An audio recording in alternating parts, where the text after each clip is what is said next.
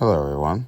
Today we're going to go over a plyometric training protocol for a football athlete looking to improve vertical jump height and increase his acceleration. Across this video, we will focus on day 2 of the training protocol, and we will begin in the stabilization phase of the OPT model. During these following exercises, it is important to note that we must stabilize by holding our jump landings for at least 3 to 5 seconds.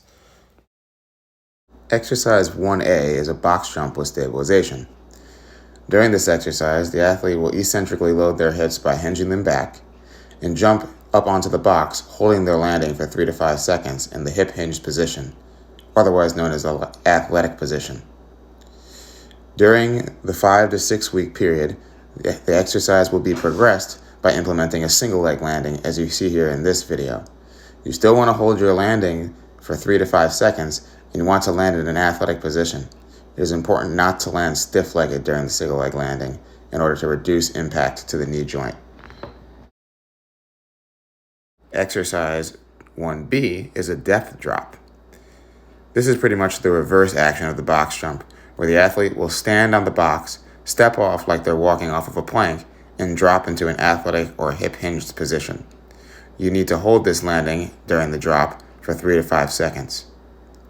This also will be progressed during the 5 to 6 week period by implementing a single leg landing, where you see in the following video, I will step off the box like I'm walking off of a plank on the same leg and stabilize in the single joint.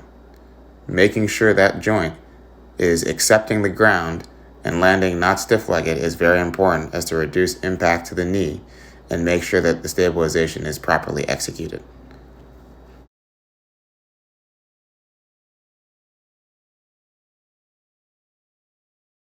Exercise 2A is a squat jump with stabilization.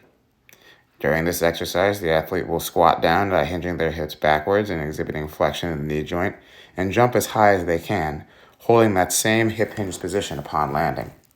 This exercise will also be progressed with a single leg landing, as you see in this video here.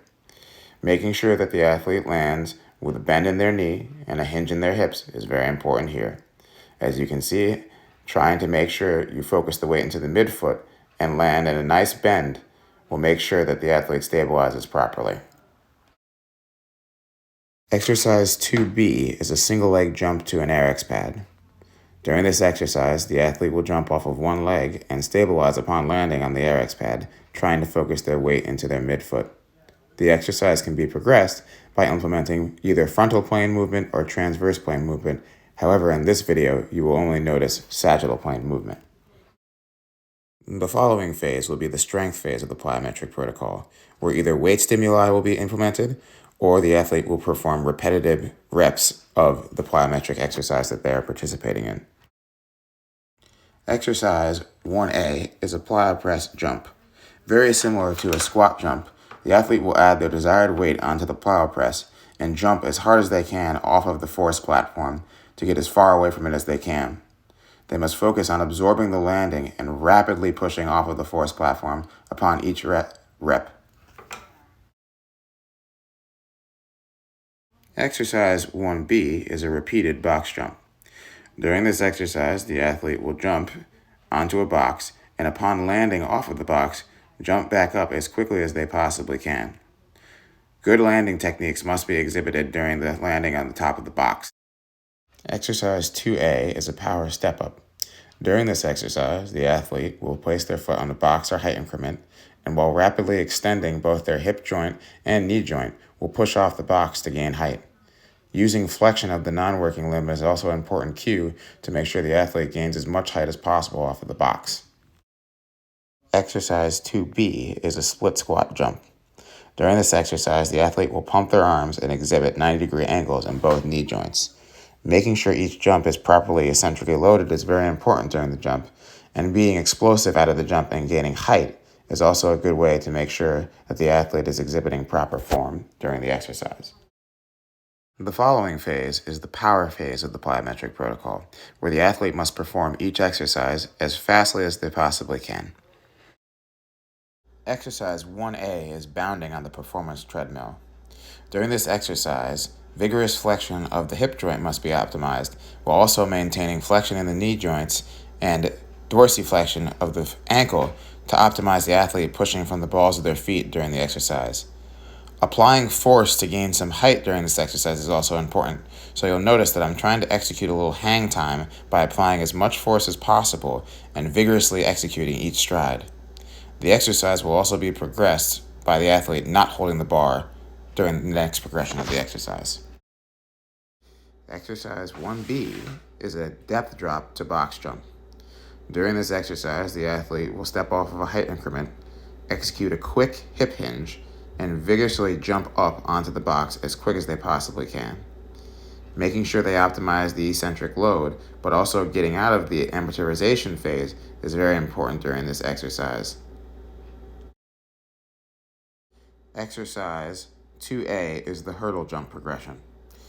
During this exercise, you will notice that I do a series of frontal plane and sagittal plane hurdle jumps into different exercises.